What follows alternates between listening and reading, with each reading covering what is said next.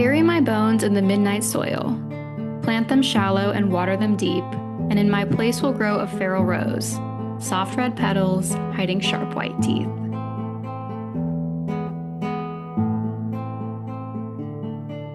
Well, welcome to the Busy Girls Book Club. We are bringing you all of the internet's most popular books and letting you know whether or not you should take the time to read them. Real quick, one announcement. We are about to take our annual little pre-fall break, so you won't hear from us for a few weeks. So you'll want to listen up today and savor it for a little bit. I'm Caitlin. I'm Casey. And I'm Catherine. And for our end of the season, because I guess this would be a season of a podcast, we are bringing you a book by one of our kind of favorite authors of the podcast. I mean, like favorite author, meaning that one of their books. Speak for yourself. Okay. One of their books is like really, really highly rated. And most of us liked it. Anyway, it's V.E. Schwab's Bury Our Bones in the Midnight Soil, which, if you couldn't tell by the quote, that's it. It is the most recent book from V.E. Schwab, and she kind of writes about 3 different characters and their journey across time and their interesting lives as they become vampires.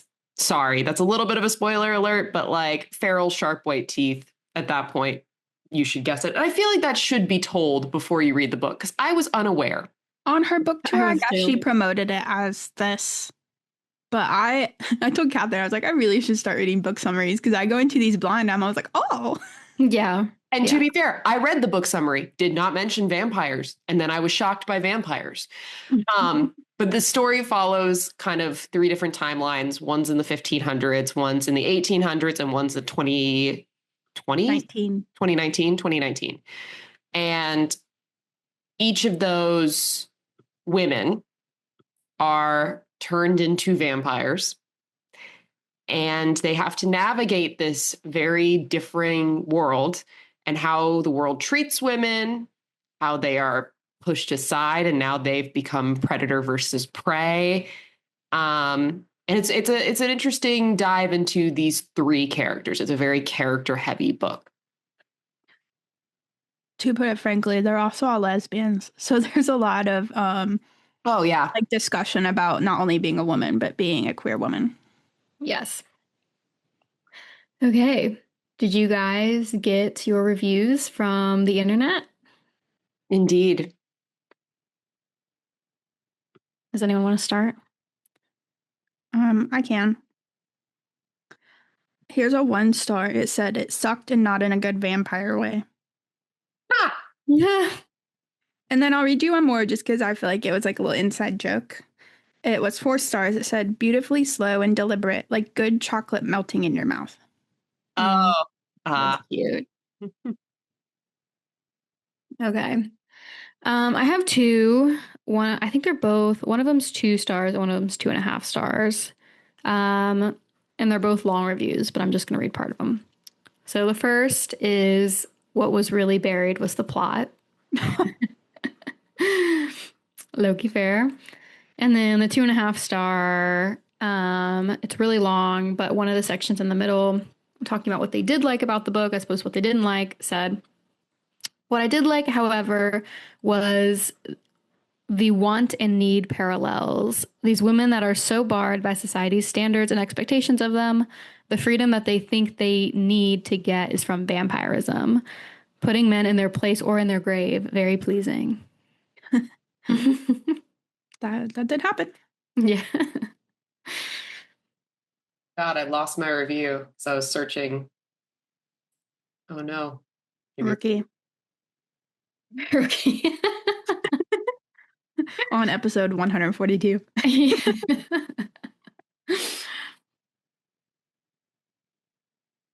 Okay. I was like, no pressure. Yeah, don't make my editing harder, girl. I have my review. And it's a 1 star from Goodreads, and it says, a white woman suffered sometime in history and we will never hear the end of it. That's pretty funny. I like that one. Do you want to hear my review that I didn't write and it will ruin the whole book for you? Okay. About halfway through, I started picturing the main girl as Victoria from Twilight. No. No. Oh. Oh no. What am I wrong? No. So the whole rest of the book, I was picturing Bryce Dallas Howard. You're not wrong. God damn That's it. crazy. Crazy behavior. Should I put that out there? Should I run it for other people? You know what really I struggled to not picture Maria slash Sabine I can picture as her. The girl from is Brave. Evelyn Hugo. I kept Yes. picturing her as Evelyn Hugo. Yeah. Yeah, I can She's see a that. ginger. Evelyn Hugo with red hair. Sure, okay. Not me. I pictured her as the girl from Twilight. Sorry. Anyway, so this is a very well-reviewed book. Despite being pretty long, the overall Goodreads rating is 4.1 out of 5, and the overall Amazon rating is 4.3 out of 5.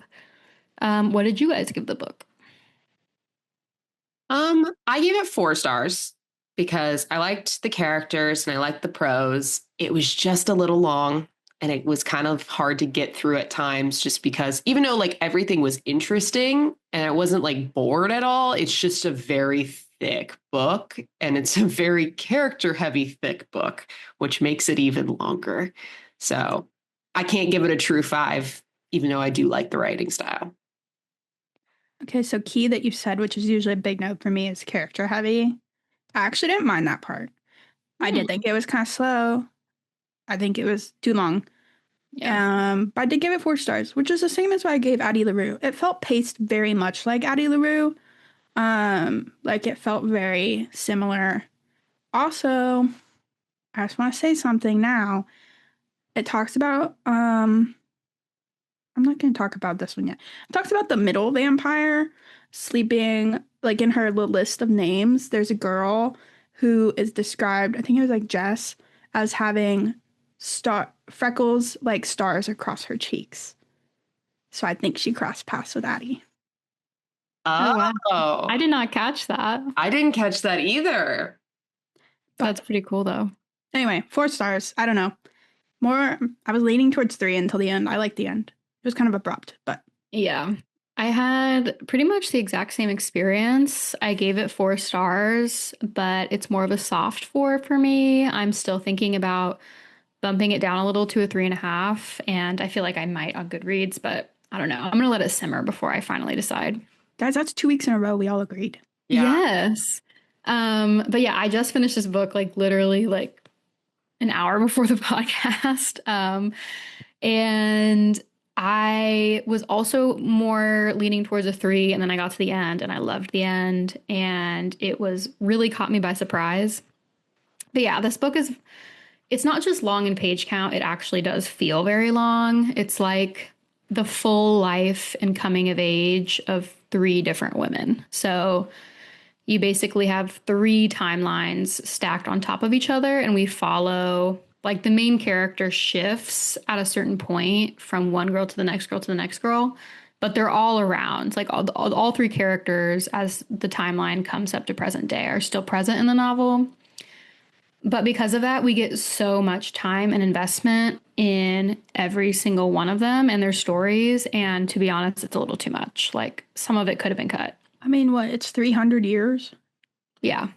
And like you pretty much More than that. experienced More. the More than 300. 300. 500 plus. 500 plus. Yeah. Oh, I thought it was a 1700. It's It 1500. starts in the 1500s. Oh, see, now I'm getting it confused with I'm watching Outlander right now. Oops. But yeah, it covers a long ass time. It feels like it. I ultimately thought the book was interesting, but what saved it for me was the ending. So Yeah. Yeah. Even though I totally predicted the final twist, it was still good. I didn't predict it until like the very end, but we'll get to that in the spoiler section. Yeah. What I wrote about it on Goodreads was every time I read a V.E. Schwab book, I think I hate it and then get to the end and realize I was wrong and I actually love it. Which is basically the same thing that happened to me with Addie LaRue. So if you've read V.E. Schwab before, I would say it's very much in line with like her typical pace and writing style. Like my review said, it's like savoring a piece of chocolate melting in your mouth. You have all this beautiful prose, but it's very long, and then you get to the end, you're like, okay. But it is interesting watching women age and grow and be vampires. It was a new So, take on vampires too. Like when I Very have new. read, yeah, I think so. A lot more introspective about what it means to be a vampire. Definitely. Okay. So, yeah. Is the book, well, we've already answered this. It's more character driven, but Yeah.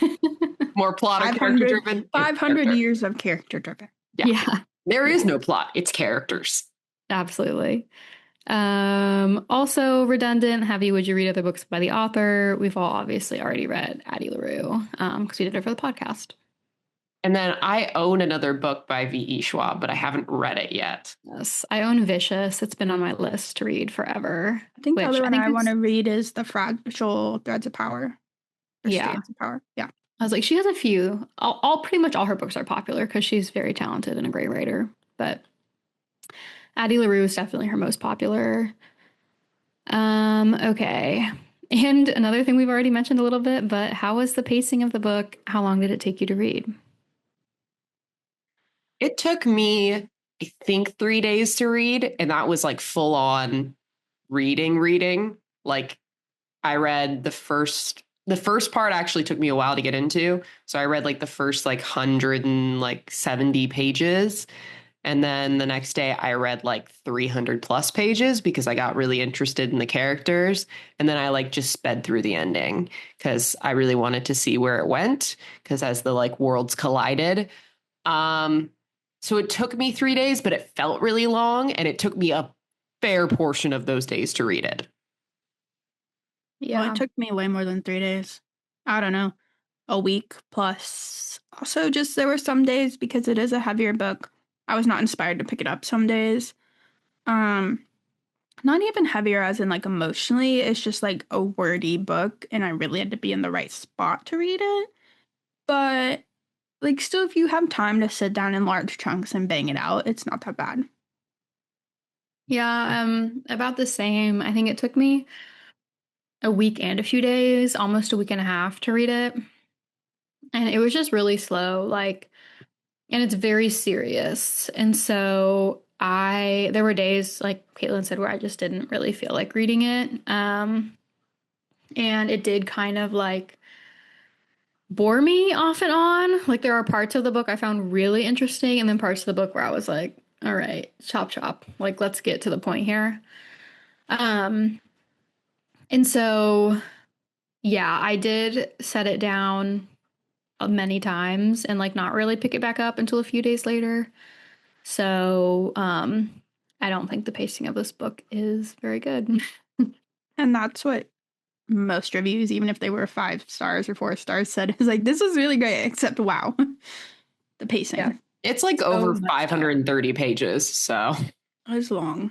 And there was a point where it was taking forever, to get to anything. And then I'm at 85% on my Kindle and it's just starting to pick up. And I was like, wait, now there's not enough left for what I think's coming. And then it all happened really fast. I was yeah. like, well, it's Yeah. over. I had the same experience. Same. I was like, wow, 90% of the way through, and I finally arrived at the plot, and I don't know how they're going to accomplish this. Uh-huh. They sure did in a very Bryce from Crescent City way. Yes. It's a good way of I think that's describing it. fair. Yeah, that's true. Okay, would you watch a movie or TV show of the book? I don't know if Actually, I would. yes. I was thinking like 3/4 of the way through that I feel like this is written to be like a TV series. Like I could see it easily being kind of a spooky vibe, jump between time kind of, I don't know, dark, moody, seasonal show. I agree. I think I would really enjoy a special series where they do maybe like 10 episodes and that's it. Mhm. I think it kind of gives that where it's like a few, Maria gets a few episodes. Lottie gets a few episodes and then everything kind of builds towards the end and present day. I think that would be really interesting. Yep. It would be hard to do though, because it's very, very character driven. So it would depend a lot on the actresses. I do agree. Yeah, but I think you have the benefit of, you know, Carnival and the season in London and some of these really like picturesque things that you can incorporate. That I think a lot of people, I think it would make it a really beautiful show. And especially for Maria, there are a lot of side quests that she goes on that I do feel like would be really interesting to see Meeting some brought of to those other life. characters. Right. That's true. Mm-hmm. Okay. Bridgerton with vampires. Yes, I was literally about to say that. It's sort of like dark Bridgerton. Um, okay. So do you guys have a busy girl rating? I'll give it a 3, and that's generous. I do think for people who like this kind of writing and liked Addie LaRue, like there's a lot of value in reading this book. It'll give you that same feeling. But I could see a lot of people being intimidated by its length and its pace. And just like not everybody's into the kind of paranormal romance thing, which is what this sort of is. And it's a weird mix of genres where I don't think everyone will necessarily like it. So I'm gonna give it a 3. Pacing almost drags it down, but I'm gonna stay with the 3. Yeah, I'm between a 2 and a 3, and I think I'm gonna cheat and give it a 3 for people who liked Invisible Life of Addie LaRue, because it's very similar writing style and similar character development. But I'm gonna give it a 2 for the general population because it is a fucking long book and the pacing does not help that situation. And so if you're a busy person, it's harder to fit into your schedule when you could just pick up a 300 pager that's not as chunky. You're gonna need a silly little rom-com after this one. Yeah. Yeah. I'm also going back and forth between a 2 and a 3. And I think I'll give it a 3 just because it is good. Like, I am glad that I read it. I don't feel like I wasted my time. But I do feel like this is a book where you should just choose when you read it carefully. This would be a great fall read. Yes, I think very snuggled up by the fire when you're kind of ready to read for a few hours. This book is perfect for that. Very spooky season. We got to it a little too early. Right, this is all of our busiest time of year, hence Yeah. why we take a break around this time of year every year. It just falls that way. Rose like, we should take a break, and they're like, oh, we did that last year. Yeah. Right. So it's like not a great time to pick up such a fat book. Right. And I think I actually I'm moving across the country Again, and she's I done that think like I 3 might. times since we started this podcast, by the way.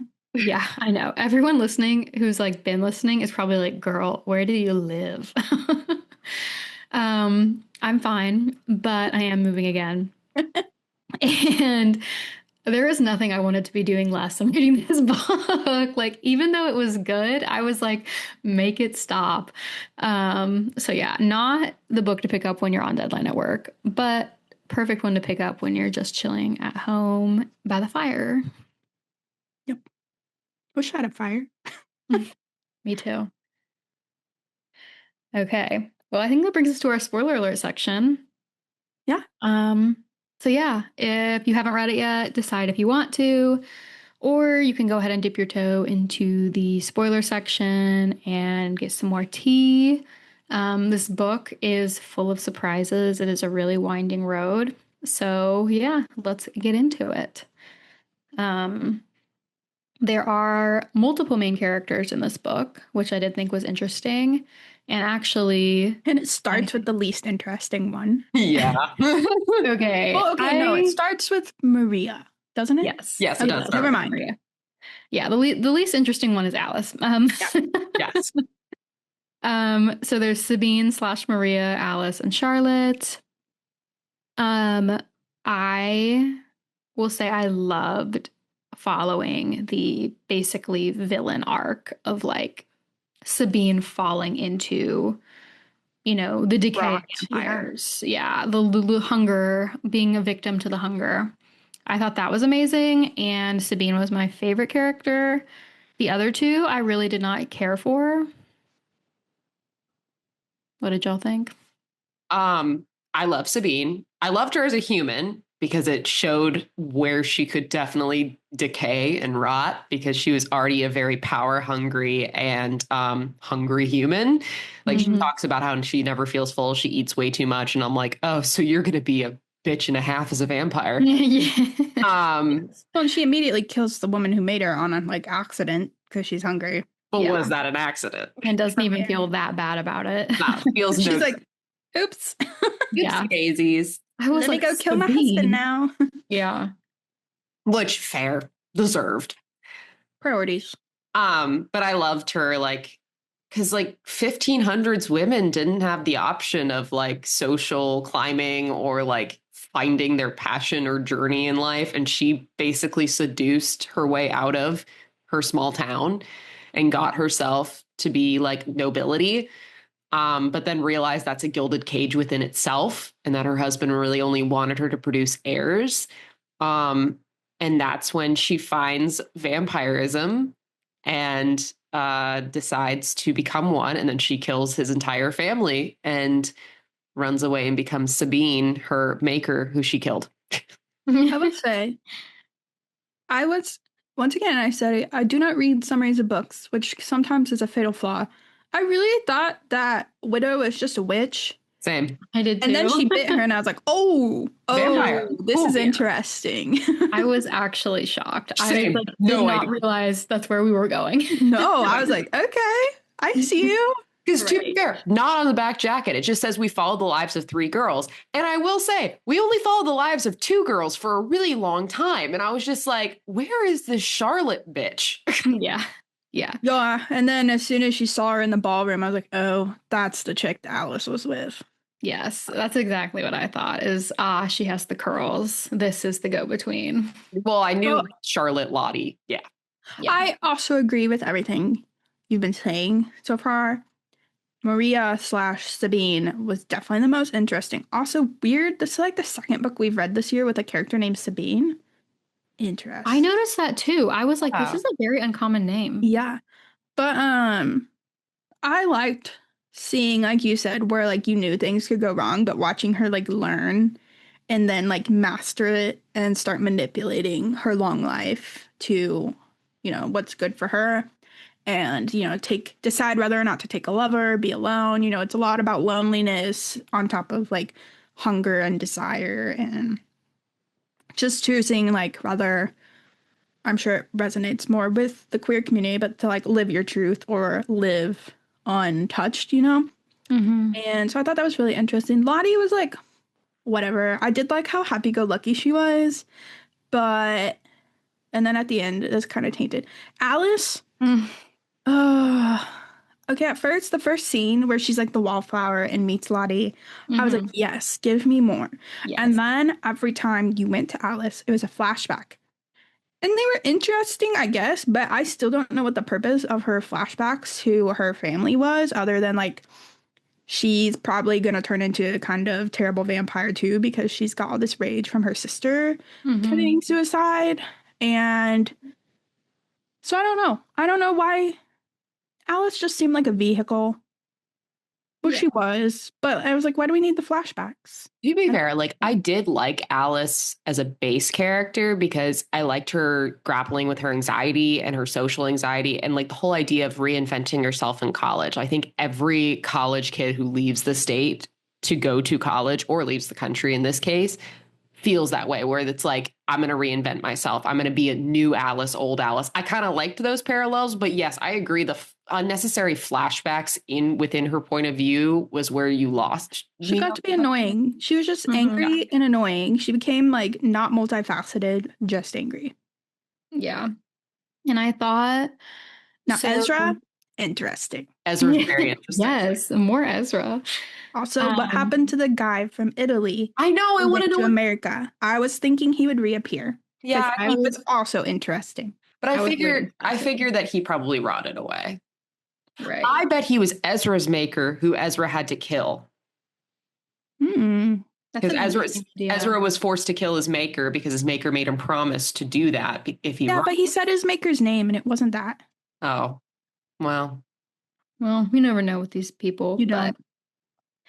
I really wanted him to come back because I feel like he got the best of Vampire Sabine and he kind of helped mold her while she was still pretty young and hadn't like lost control yet.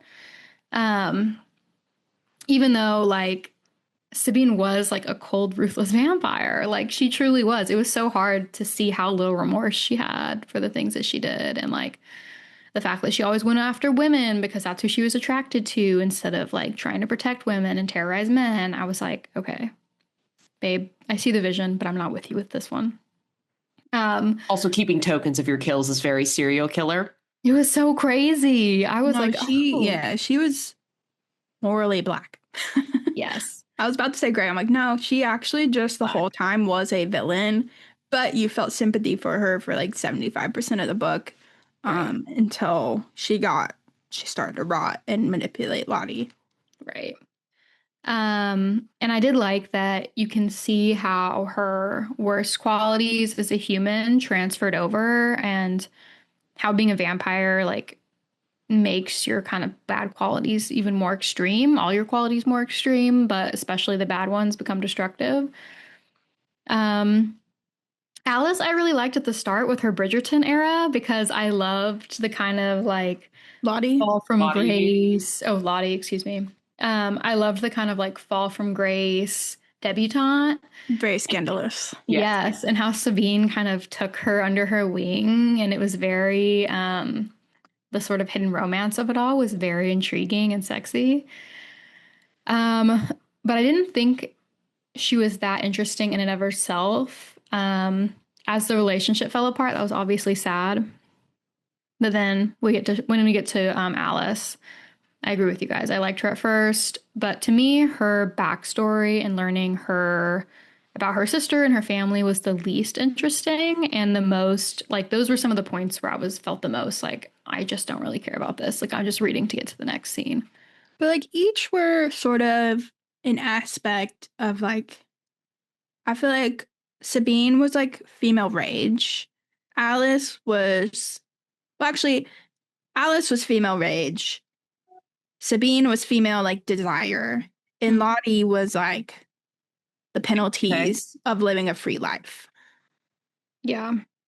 I don't know. It was all very like different types of like angry women. Well, and Lottie was very Yeah. naive because, Her fatal flaw was like loving too hard too fast yeah, and not thinking.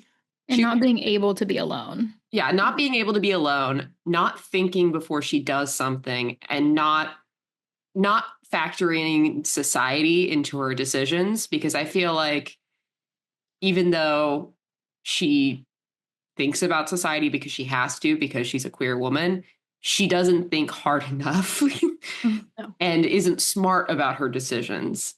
And she also shows a lack of care for the people around her. It's very self-centered. Mm-hmm. Yeah. Because Alice points this out in the book where Lottie acts like she cares so much about humans and she's retained this aspect of humanity of herself. And, you know, she wouldn't do all the bad things that Sabine does. But she's like the total foil of Sabine. Like Sabine was like so committed to being alone that it like destroyed her and her like relationship destroyed her. And then Lottie was like so obsessed with being with someone that she couldn't be by herself and was willing to put other people's safety at risk in order to not be alone. And it was like, Right. okay. Sabine valued status and comfort and like wealth, Mm-hmm. and Lottie valued just like people and like tried to kill people like on her value system too, like based on Mm-hmm. that. Like she didn't like wasting life. Alice wanted a change in situations. They all had kind of a thing they coveted, but like, yeah, the Mm-hmm. way it interacted between Sabine and Lottie was like so toxic. Yeah. It may have taken 100 years to get there, but you saw it coming. Yeah. But I loved when people called out Lottie for being like that and picking and choosing her kills because everyone's like, you can be the judge, but you're going to be a biased judge. You are going to make your judgments based off of what you believe and not what that person believes. And who's to say that you should be playing God over people's lives? So it's like it would almost be better for you to mercilessly kill everyone than pick and choose who you like and dislike. Another thing that's interesting outside of when you meet the couple at first, the first vampires Sabine meets, otherwise, the men, I mean, I guess the Italian guy, not so much, but they seem to be able to drink without killing. Yeah. Like, take the little bit, move on, which was interesting, like a moderation kind of thing. So it's like there were options. Right. But none of the women really wanted that. Right. Because I feel like they do. I like that part of this book is them navigating what is an ethical relationship to have with a human being, because it's super complicated and the vampires are in this sort of weird place where they like eat humans, but they also still remember being human. And so it's this weird relationship to have with your food, basically. Yeah, they desire the heartbeat in their chest, but to do that, they have to kill someone. Right. And it's like they get kind of backed into this weird moral place where it's like, I enjoy, speaking to humans and spending time with them, but there's almost no scenario in which that doesn't lead to them preying on them. And I think one of the ways we see this is with Lottie's first real relationship outside of Sabine. I forget her name, but yeah, the Italian one. I loved that part. She was probably my favorite character, and I loved reading those scenes. But I did feel at a certain point like, okay, would I ever want to be a vampire? No, I would never want that to happen to me. But Giada wanted to be turned and wanted to live her whole life with Lottie. And I was like, okay, it does feel like there's a little bit of this here where Lottie is not really fessing up to the fact that more than not wanting the people she loves to see her become Sabine, I don't think she wanted the commitment of being with someone for life anymore either. And that was like the real reason, because at the end of the day, it's like, if you guys are so in love and she wants to be a vampire and accepts that, why don't you do this together? But I feel like Lottie was actually like possessive of her eternity and wanted her lovers to be more temporary than her. Yeah, because like I was thinking as I was reading through all of this, her life becomes a living hell because Sabine is hunting her. She never once thinks, why don't I lay down in the grave dirt and die? If she was tired of it and didn't want to be living that life, like there are options, like not that that's, I don't know.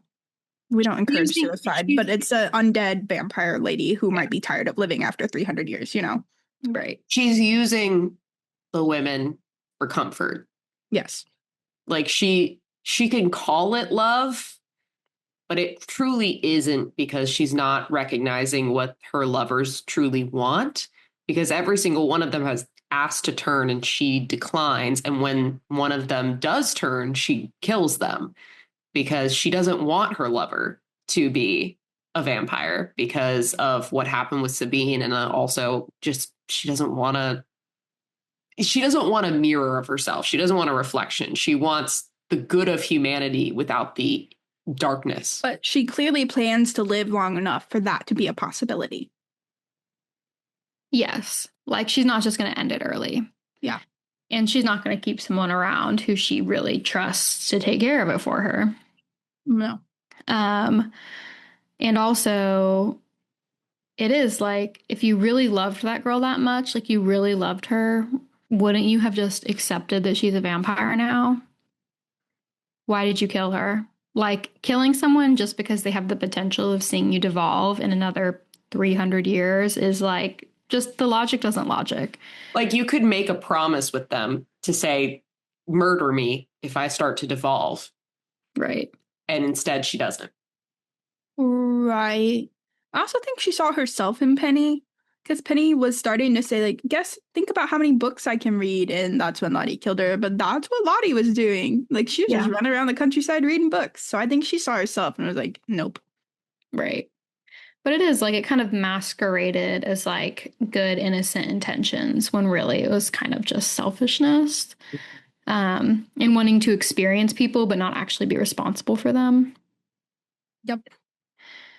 Lottie ended up being the most complex in a not as Yes. interesting way. Until the ending, when Alice develops a backbone and also Lottie's bad intentions are kind of exposed because she basically sacrifices her to Sabine, figures out it went the right way, and then goes to finish the job. Okay, but I also, as soon as Sabine didn't, I sat there and go, she has said she doesn't drink anything decanted. Okay, I know she's not drinking that. And then I was like, well, someone's gonna drink it. Probably Lottie. Yeah. Anyway, That's what so I I figured predicted it that out. part, but it was still very interesting. Also, Sabine's death was so anticlimactic. It was. I needed However, more. I'm not the most mad about that because while I wanted more, I feel like it was a statement. The Sabine like had these grandiose ideas, and in the end, it was like a college girl in a shower with a piece of like rock. Like Right. I feel like it spoke to, I don't know, She had really become the monster. yeah, ashes to She was ashes. thinking, she Yeah. was thinking really too much because she was wearing chainmail. She was doing all this stuff. She was planning these grandiose plans to like ruin Charlotte and ruin her life. But she gets felled by a shower and a granite piece. I feel like it was fitting that such a big life Yeah. ended so simply when she became the villain. Also, Even though I did want more. to be Yes. fair, this is kind of like how her maker met her end was from her sire. So her sire was returning the favor. Right. And it also is like she had she was felled by her fatal flaw the whole time, which was her hunger and her desire. And her hunger and her desire got her in the shower with this woman who she perceived as vulnerable. Like she had truly become a predator and didn't really think that she could be prey anymore. And that's what got her in the end. It was almost too easy for Alice. Yeah. I think that's what it is. It's not Sabine's Yeah. demise. It's the fact that Alice went from being kind of like just angry and shut down to like all of a sudden knowing exactly what to do and achieving it really quickly. I was like, oh. Right. But I did kind of love Okay. because like Sabine and Charlotte could read her emotions and read her mind. I love that her anxiety made her it made a perfect mask of her thoughts and emotions because her mind is always running at 100 miles per hour. So it was impossible to truly read her next intention. And she used that to her favor. I liked that kind of nature of it just because I have anxiety. So that's exactly how I feel, where it's just like my mind runs at the speed of light.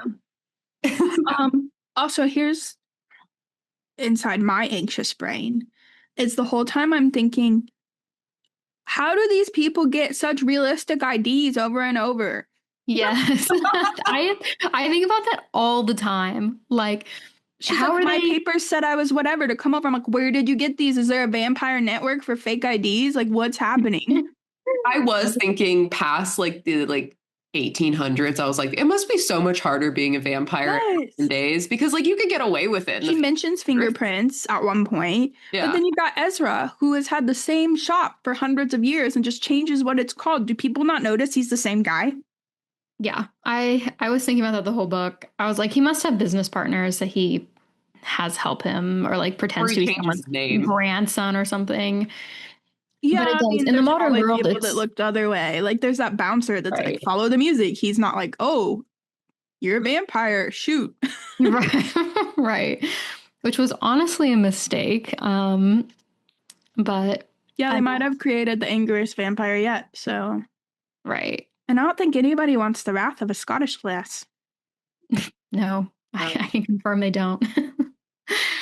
um, okay, but to rewind a little bit, this book We have talked around a lot of the questions. we have. But one of the ones we haven't addressed yet is just the lore of vampires.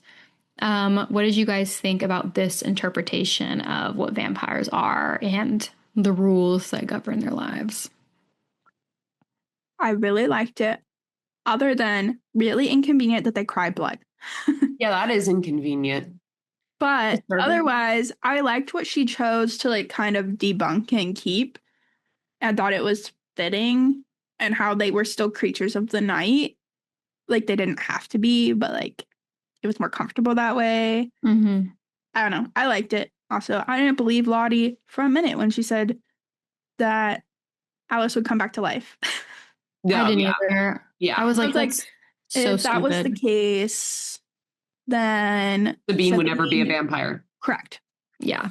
Yeah, because she killed her maker Mhm. immediately. Yeah, I knew his first damn sec. Like, I was just like, okay, Lottie, you're lying to this girl and you're taking advantage of her. But And also, she held true enough to like traditional lore that you're like, nah, that's not real. Yeah. Yeah. I mean, I liked the idea that walking across grave dirt is like the spirits bringing you back down to earth, and it's as if you want to return to the earth. Like, I loved that part of it because I've never heard that part of the lore. Okay, but I did think about if you're walking around Boston, I feel like there's people buried everywhere. You know, you would just all of Yeah. a sudden be like, oh, shoot. Yeah, that's probably a good point. There's a lot of mass graves out there that we just don't know about. Yeah, you don't know if a person's under you. That's true. Like, what really makes it grave dirt? Yeah, I guess it has to be dirt and not like cobblestone. I had Right, questions. because Lottie could hold the pendant that held, or Alice could hold the pendant that held grave, True. but she couldn't touch the grave dirt As soon as itself. she got that pendant, I was like, oh, that's going to come into play. Yeah. Yes. Yes. Also, okay, random tangent. This did bother me in the ending when she puts the blood in the cup and Sabine's like, no, I don't drink decanted wine. I was like, throw it on her. Point. You can brush that off, though. But yeah, you But can if brush it's that off. liquid and it's just like all over you and the grave dirt is all in the liquid, I'd be like, it'd be really hard to actually get it off of you. Yeah, but also, it doesn't kill them. It just like slows them, and she was wearing chainmail, so it didn't matter. Yeah. Right. I guess that's true. But I was just like, surely that would be a big enough distraction that she could kill her. Yeah. But I do feel like she went the right route. She like- figured it out. She got there. She Yeah. did. Her own Okay. imagination helped her. Oh, Yes. I did find one thing we haven't touched on is the idea of claiming the space was really interesting. Yeah. Yes. I love that. I love the Like- Italian part, like the carnival and like Uh-huh. guys, Alessandro and I'm forgetting Matthews. Mhm. I love them. And I was so that was the one part I was the most upset about was when Alessandro died. I was like, oh. Yeah. But like that was one of the snapshots, like one of the options you needed to see. Right. Like she lived a life where she saw all these options. She saw the first one, Hector and the girl, Mhm. meet their demise by being bloodthirsty. She saw Matthews living in, harmony. And then she saw, later on they saw like the two flappers, the like Prohibition era 40s ones. Mhm. Yes, that's not 40s, whatever. It was in that general World War era. But she saw all these different options and chose like none of them. Right. The secret third option. No, I did like it.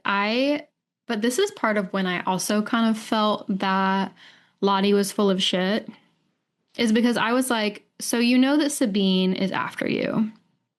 Claim the whole fucking city, bitch. You don't have to just claim the space in your apartment. You can. But I bet Sabine did not tell her that Matthews claimed all of Versailles. I'm sure she didn't. But knowing it could Venice. be done, I was like, Venice. knowing it Venice. could be done was so frustrating. I was like, why did you just claim this one room when you could have claimed the whole city and kept the people that you loved safe? Like, you could have just lived inside that city and Sabine could have never come and touched anyone that you loved. Or like the She was apartment powerful building. and tricky. Yeah. I mean, Sabine, yeah, is a mysterious bitch. But To be fair, Sabine was also keeping a lot of things from her and was like, not did you guys? telling her things. This was one of the earliest signs that I caught that the relationship was going to go so bad and that Sabine was like becoming very manipulative. Is Sabine did not teach Lottie how to block her mind. Yep. Or Lottie about promises. Yeah. Or Yeah. about promises. Or yeah. about promises. And Lottie figured that out by herself and started doing it, but Sabine would never let her into her mind and did not help her shield her own mind. Mm-hmm. Yeah, Yep, she that wanted was to be fun. in control. So Yep. But Lottie was happy to not be in control for a very long time.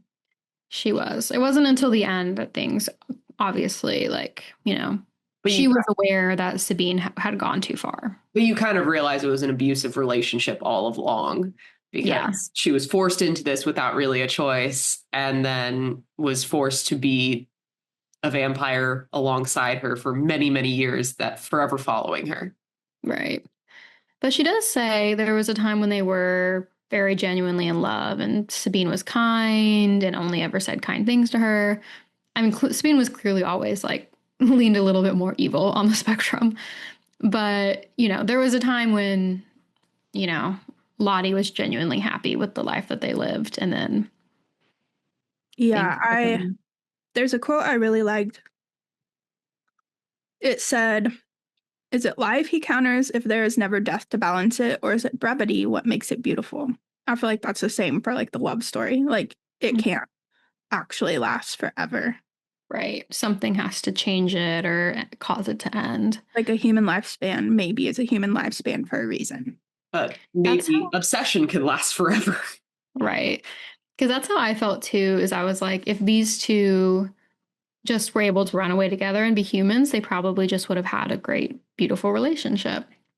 And that to me was kind of why, oh my gosh, the Venice couple, why their love stayed so pure and so strong is because the human stood strong. He did not want to be a vampire, so they had to appreciate the time that they had together. Yeah, and it was temporary. That brevity was a gift rather than longevity. Well, I like that he used the poem from the vampire poem, Bury Our Bones in the Midnight Soil, and like Feral Rose growing out. And he's like, no, I want to be buried in my ancestors' burial ground. I want to be buried alongside the bones of my ancestors and forever grow from there. And it was all about metamorphosis and like all about like growing from ashes and bones and not wanting to just grow constantly, just wanting to be part of a collective, part of his family. And I was like, that's a really meaningful and sweet way of thinking about that. Right. So yeah, no, I agree. It's just like something had to happen in the love story eventually because you can't just stay the same with someone in eternity. Well, you call her rotting on the inside. Right. Well, especially when you don't stay the same. You change, just not the way humans change. But it's the same thing. It talked about how the mortal things all eventually die. Mm-hmm. Like the mortal aspects of the person. So it's the same thing. Like your love is probably your ability to love like a human is gonna die that way too. Yeah. My question is, how are vampires not found out in this 2019? Really, some people know.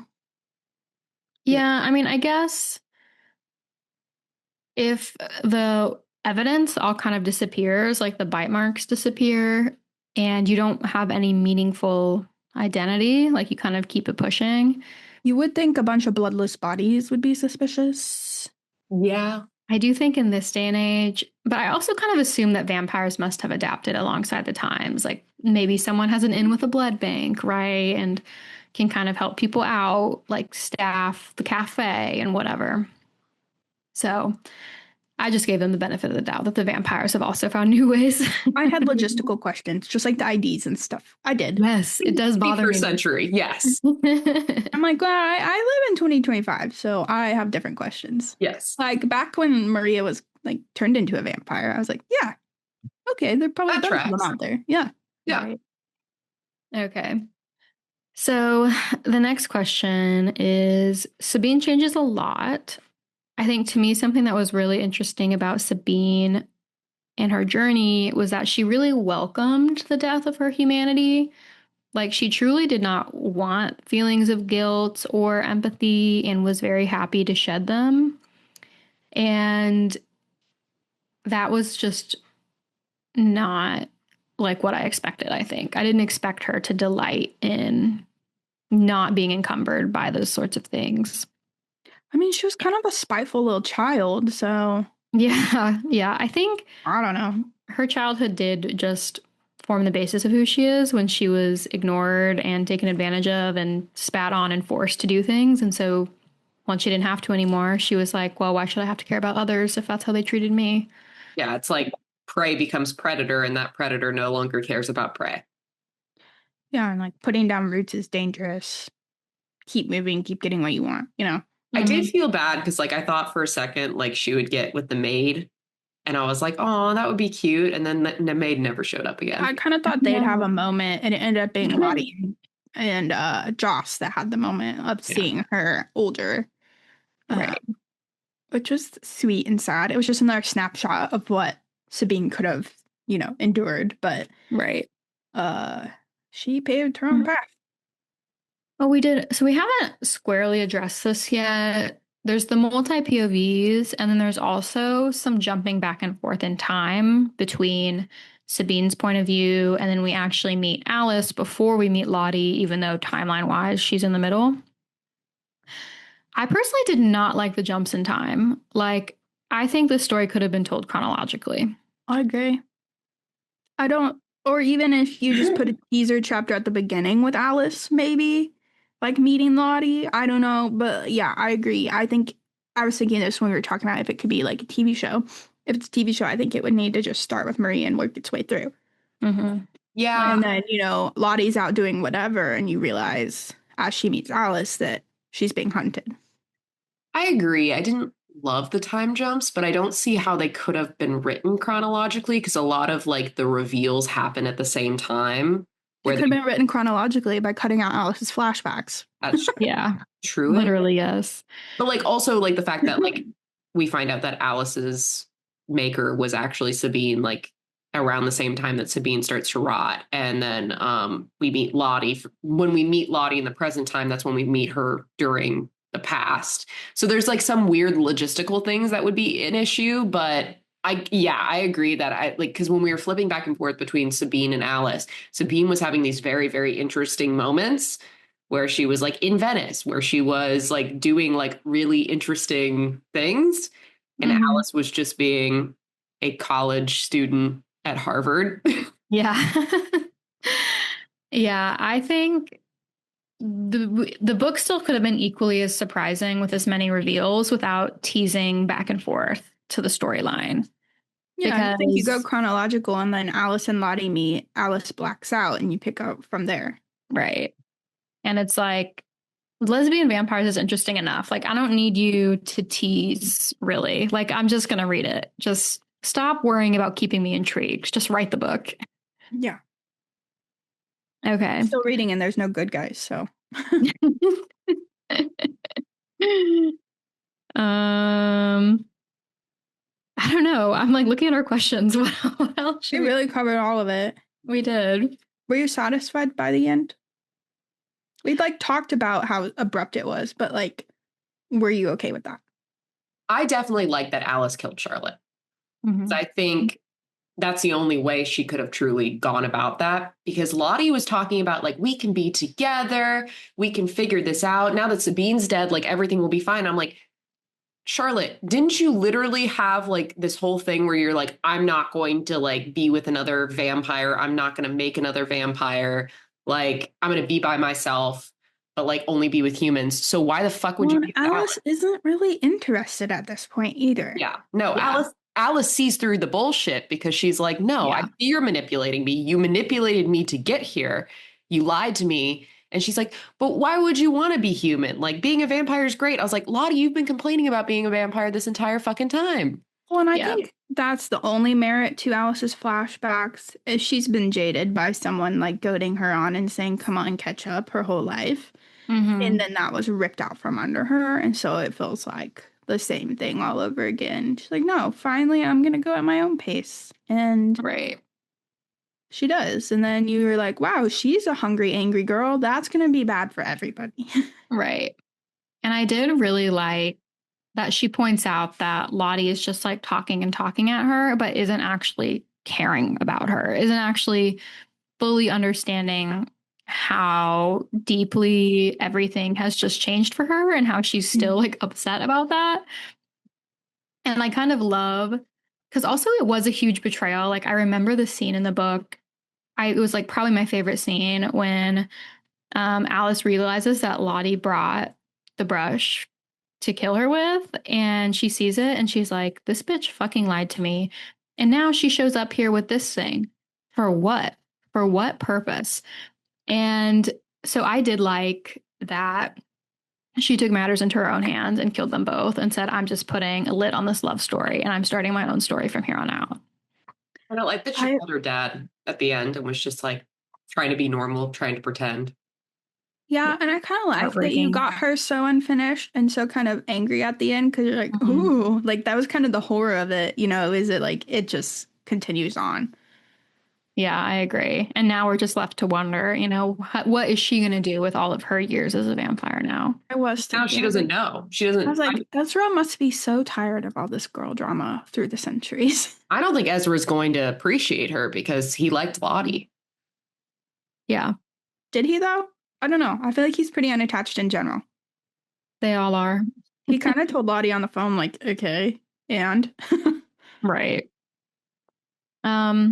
Yeah, I thought it was good. I did think it was abrupt, and I did think it was a little bit whiplash that Alice was able to own herself finally. But maybe I if was there had glad. been less in the middle, the abrupt ending wouldn't have been so abrupt. Well, I think they could have spread out the timeline a little bit more at the end and spent Yes. less time on her backstory and more, you know, making it make a little bit more sense that now she's kind of becoming a ruthless vampire. Yeah, I could have used more like tete-a-tete between Alice and Sabine, you know. Yeah. Right. Right. All right. Well, I think that's it. That's the book. Do you have book recommendations? Invisible Life of Addie LaRue. Yeah, I was like, who's gonna say it? I'll say it. I'm gonna say Vampires of El Norte. Damn it, that's what I wanted Good to one. say. Also about kind of female freedom and a little bit of female rage and desire for choice, except the female is not the vampire. Yeah. So this time I'm actually going to recommend a book I didn't like that much, but I think if you like this book, the chances are high that you will like it. And it's Year of Wonders by Geraldine Brooks, which both Catherine and Caitlin liked more than I did. Personally, I found it pretty boring, but it is a very slow paced, very character centric book about a town that isolates itself during the plague. So it's also like has a lot of the historical elements, and it is ultimately about a woman learning to own herself and her life and her story. She does not become a vampire, but she does dance over the graves of men. So Oh, good Rex, guys. yeah, good for us. Yeah, these are just our opinions. You can find us online at Busy Girls Pod pretty much everywhere. We'd love to hear from you guys. We love it when you slide into our DMs. We read listener recommendations, things that you guys want us to read. So if there is a book on your mind and you want us to review it, we'll do that for you. Also, please rate and review the podcast. And while we're taking a break from like reading, just because we're getting really busy, we're not gonna take a break from reading your comments and your DMs. So Excellent. Yeah. Even though we're taking a break, you don't have to, and you can send us all your favorite book recommendations so that we can start off our break back. Great. Reading them. Right. Okay. And with that, I'm Catherine. I'm Casey. And I'm Caitlin. Thanks for listening. And when you get a chance, take a break with the Busy Girls Book Club.